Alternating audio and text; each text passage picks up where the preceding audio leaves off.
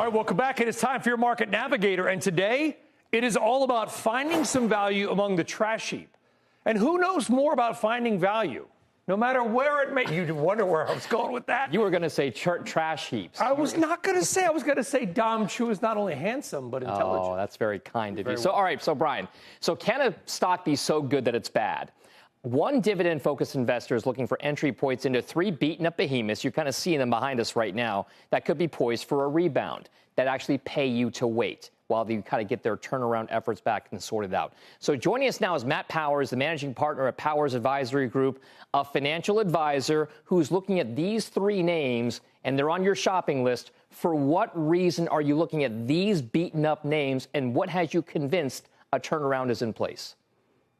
Dom, hey, how are you? To tee this up, here's what we're looking at. So with stretch valuations at the top of an already concentrated market and following back-to-back 20% plus years on the S&P 500, we just see a grind this year and a likelihood of us trading sideways through the year. So there's less obvious opportunities out there, but these are three household names, and they're companies that have clearly struggled but have attractive valuations with clear turnaround plans in place. All right, so take us through the names and why you think they're attractive.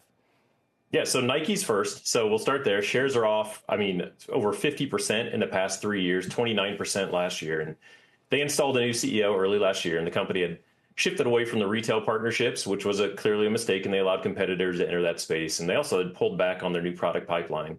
So here's a lot going on here with the turnaround. There's a focus on major sport categories to reignite their identity. Where Nike used to dominate was marketing, and they're placing a renewed focus on this moving forward. There's a push on product innovation, specifically in running and rebuilding the retail partnerships. Think Dick's, Foot Locker, et cetera. But ultimately, we just see Nike bringing back the market dominance and core identity they once had. If we move on to Starbucks, shares are off 5% the last month, but just like Nike, there are definitely some parallels here. They've got a new CEO, Brian Niccol. He had his first earnings call in late October with a clear vision to turn around the business, but he accepted that changes needed to be made instead of defending poor performance of the company.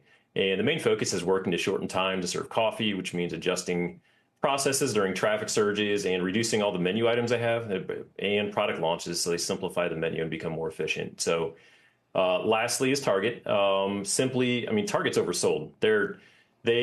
Shares are off 2% last year, while Walmart is up 74%, and Target's got an attractive valuation, relatively speaking. So they've had a heavy miss on their estimate earnings, their last earnings announcement. The price dropped 20% in one day, which was the worst drop in years.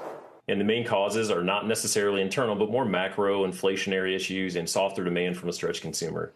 They've implemented, on the turnaround side, heavy price cuts, some promotions, and they pushed to grow their 360 Circle program. So a lot to like here. Slightly different story than the other two, but we see Target turning this around and working through this inflationary environment. All right. Matt Powers at Powers Advisory Group with the three dividend plays he likes. Thank you very much. We'll see you soon, sir.